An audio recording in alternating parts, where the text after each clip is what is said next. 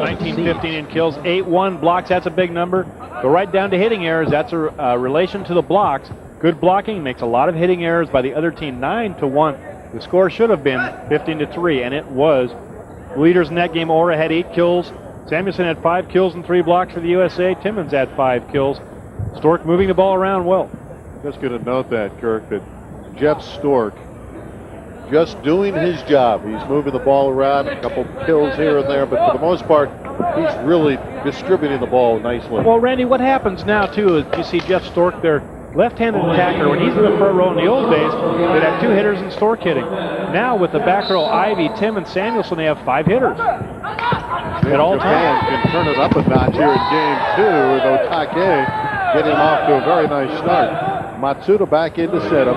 Did not set him well in the first game. Gave way to Narita, and he's back in.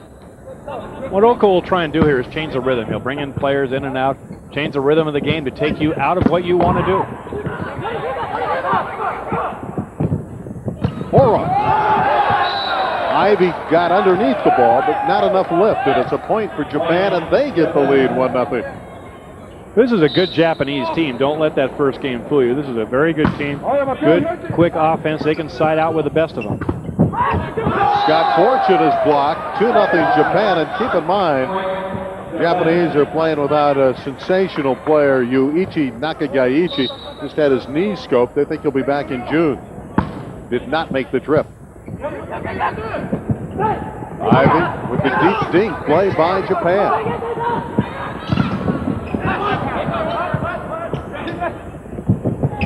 Samuelson. Judged by Kawano. And Kawano will just take it over the net. The Americans with a free ball. Samuelson's knuckleball sails long. Left his hand open, hit it off the end of his fingers. The old wall ball for Samuel. Japan went into the net, so the Americans get a break. Well, that's a big break because Japan really came out, would have been up 3-0. Now it's only 2-0. Side out USA. Scott Fortune will go to the float serve, the American captain. Ora, say kaboom to the blast by Ora. Side out Japan, and Ora ringing up a lot of kills. That's 10, Kirk. Watch the vertical drift past the play. Got to try and take away the power. That's the cross court on the left-hand side there. It's tough to block Ora on a solo job. The Americans go to the X play. Double quick that time, Randy. Front one, back one. They go to the back one to Timmons for his 6 kills, Steve Timmons. 0 serving 2. Remember, the United States dominated game 1 15-3. Manami is blocked. Ora goes over the block.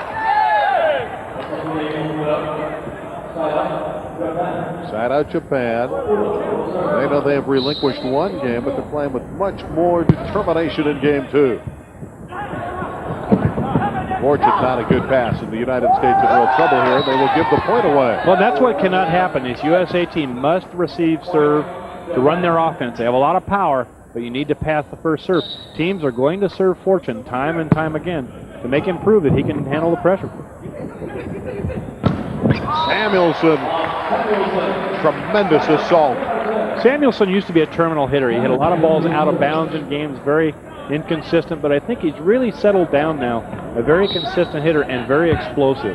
And he told me he likes playing with the veteran players. They've settled him down a lot. If he makes a mistake, they'll come over to him and say, hey, don't worry about it. And he's playing with the great confidence. Timmons with the big-time dig. And a mishandling of the ball. And the Americans not playing with as much fervor in game 2.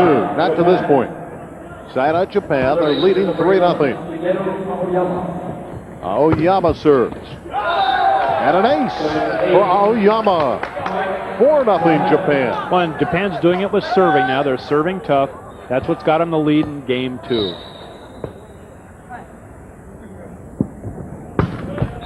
Net violation back to the United States. That's certainly the problem with the jump serve. High risk, but it does have high gains when you get it in. Bob Stavertly. Otake out of the back row. He's improved back there. About everybody in the world now can spank it from long distance. That went off to one of the United States blockers. It went off a Fortune. At another point for Japan. Was no hit on the block. I don't think they called it, but I didn't see it. Mark Dumont now changes his mind. Well, the lineman gave a signal that looked like he was calling a touch. He was actually just calling it out, and they corrected the play. I didn't see a touch there, Randy. It looked like it was a good 1.5 feet outside of Fortune. United States gets a point. It's 4-1. So the officials a little bit confused there. Kawano with the kill, side out Japan. I like that set by Matsuda that time. He faked behind him. A little fake with his hands and then shot it out in front to isolate his hitter. Nami had some big matches against the Americans in the World League a year ago. Little combination there. The trickery with Fortune with the off-speed shot, and he had the Japanese back on their heels. Well, Stork took the block out, faked to the middle. They went for the fake, left Fortune all alone, so the tip will even go down in that point. Ryan Ivey serving. At 1-4. Kawano down the line. Well, Japan suddenly isn't missing, and Brian Ivey thought he should have had that one. Number 4, Akihiko Matsuda serve. It's long. Another service error gets it back to the American. And Jeff Stork, the former star at Pepperdine. Otake block A. Otake block A by Timmons that time. Well, the veteran, he's seen it all, and even though Otake has the 6'11" height advantage, Timmons manhandled him at the net. It's Stork with the winning serve, and suddenly the Americans back to within 1-3, serving 4. Jeff Stork left-handed. That ball moves differently coming out of a left-hander. Ball bottom dropped right out of it. Stork serves at Kawano. Another block. Fortune got him, and it's 4-all. Nice read that time by both Timmons and Fortune. Watch how they get up. They read the play. They're up early. They get over the net. All four hands point. Baptism under fire for Otake. Four quick points for the U.S. and now a side out. Or able to ricochet it, tool it off the block. Although Timmons, what knowledge he has, able to read the attack by Orr, but he just tooled it wide. Kawano serving at 4-all. Timmons, pretty heavy whack there. It's a side out. A lot of that, the stuff with Steve Timmons' shoulders. There was a newspaper article out of Italy that his shoulder was bad. He called instantly to say, look, I'm okay. There's nothing wrong with my shoulder. Absolutely. He's 100% ready to go, looking for his third gold medal. Whoa! Timmons and Samuelson, they went into the net. They went into the net. They had the closet door closed. I'll tell you, the roof was built on that closet. Samuelson did net. Timmons is having fun. He's alive, moving along that net. And again, a service there, a third one in succession. And so Take buried it into the net. Can't make those kind of mistakes against this American firepower. Timmons serves. The United States looking for the lead for the first time in game 2. Oyama is blocked. Nice move. Bob Stavrtlik.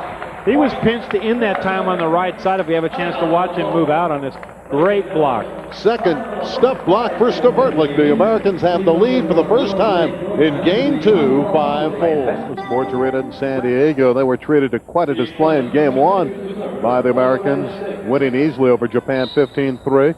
Japan came out and scored the first 4 points of this second game, but with the kill ratio going the Americans' way, the Americans have come back and they lead 5-4. There's a play over the net. The blocker has to have the ball on his part of the court. It cannot reach over and block it. Violation, another point for the U.S. 6 unanswered points, giving the Americans the lead. Timmons serves again. There's quite a one-handed dig. What a reach by Timmons. Samuelson puts it away. It's 7-4 America. And Kirk, we're seeing something here with this United States team. The ability to string a lot of points together. I'm watching Samuelson right now. It looked like he strained his back a little bit. He was holding the side of his back. I have to watch him. Stavrtlik at the net. There's a chance for the United States. Here goes Stavrtlik. It's 8-4 U.S. Oh, the crafty veteran Bob Stavrtlik. 8 straight points now, Randy, for the U.S. team. They were down 4-0. Now they lead 8-4. Service error by Timmons. Got out Japan. Only the second service error for the U.S. team, so they're doing a nice job in all phases of the game. Japan has had 5. Samuelson against the double team block of Manami and Matsuda, but he was just too strong. Side out, U.S. And Sammy to serve. And again, he has one of the best jump serves on the American team.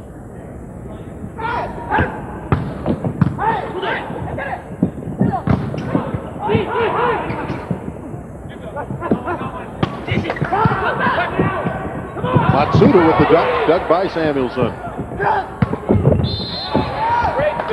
Matsuda went under the net. Nice play by the U.S., showing good defensive skills, good ball control. Remember, the Americans scored 12 in succession in game 1 to start the game. Here they were down 4-0, and they've scored the last 9. It appears Sammy's back's okay. He's got his jump serve going, so. That was Ivy who came over. That's not a legal maneuver, so it's side out to Japan. How do you like those uniforms? It looks like they brought just enough spray paint to get about half the uniform. Huh? Got black leg, green leg. I don't know. It's the Joker outfit. That's a popular movie, and it's coming back out. Timmons could not put that one away. And the off-speed works for Kawano. Japan finally breaks the drought. Their 5th point of game 2. Kawano, one of the veterans for this Japanese team, eased up. Nice play. Oyama serve. Samuelson mistimed his movement to the ball. And the Americans pay the price as Kawano with the dink. Another point for Japan. They're within 3. Let's take a look at Kawano's winning point. Shoot set to the outside. The blocker's a little bit off balance. Timmons did not come in to cover the tip. Point, Japan. Ivy. Brilliant set by Stork. He put it right up there, made it easy for Ivy to kill it. Looks good. You know, they've only been working together for about 3 weeks now in practice. Ivy and Stork haven't played a lot together. Once on a tour when Timmons retired, I think, was the last time they played together. But glad for us, Timmons is back out here. Ivy. Right through the 3-man block. Point U.S. It's 10-6 U.S. Looking to go up 2. Let's pause for this regional break. You're watching the World League of Volleyball on Sports Channel. Let's play again. Boy, he's a fine hitter, number 6. Randy, I think this is an important match for the American team. It's their first match of the Olympics against the Japanese.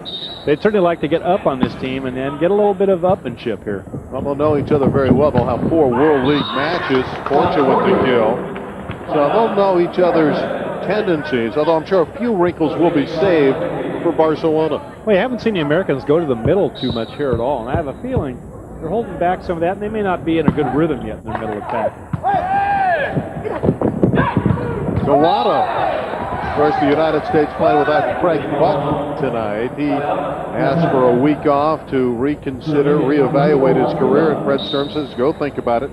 Buck normally a cinch to be one of the players for the American team, a veteran middle blocker, so we have to wonder about his status.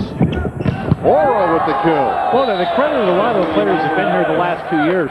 Pat Powers came out for a while thinking, well, gee, I can play on this team. They came out and saw that these players out here are strong, they're physical, and they're hungry. That's what Craig Buck is reassessing right now. Ora's 14th kill, getting the Japanese back into it, but at the net, Steve Timmons rips one to the floor. Certainly someone who has no trouble with reassessing if he wants to play. Enthusiasm, Steve Timmons. Ball comes over the net. He's right there patrolling the net straight down. Fortune off the block. Here's a chance for the American. Fortune again. Over the net. Timmons kills it. Well, great ball control on the free ball by Bob Ehrlich set that up. Good play by Fortune off the net. U.S. showing very good ball control, Randy. 11-7 U.S.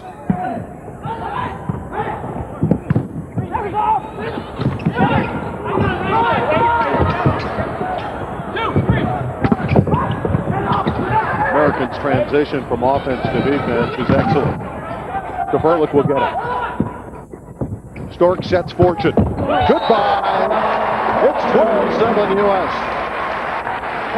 Fred Sturm, Don Cook, they have to like what they see in transition for this U.S. team. Timeout called by Japan. The United States has opened up a 5-point advantage in game 2. Game 2, 12-7 after decisively handling the Japanese in game 1, 15-3. Stork serving. U.S. trying to stretch it out and win game 2. Kawano is blocked by Bob Samuelson. I hope we have this shot. A great move. I'm talking absolutely great blocking move by Bob Samuelson. Fred Sturm loves his quickness at the net, and it was that ability, the movement with the feet to laterally get over there and play that ball. Forget it. That shoots that one right to Fortune of the U.S. It's 14-7. Game point for the Americans. Looking to go up 2 games to none. Japanese off balance. Trap set. Goodbye. Orr went into the trap. Timmons puts it away. Steve Timmons, Scott Fortune, they were all there. 15-7. The U.S. once again manhandling Japan. They're up 2 games to none as they wave the American flag. Game point. Just like most of the points tonight, the American block for Kilgore has been absolutely sensational. Really has, Randy. Here it is again. Bad pass, have to set the ball high to the outside, goes to the middle. 3 blockers, they see it, it's a trap set, the door closes. Game point, boom, and ball is down. Americans are looking to make quarter of this Japanese team. They're up 2 games to none, 15-3 and 15-7. Game 3 straight ahead on Sports Channel.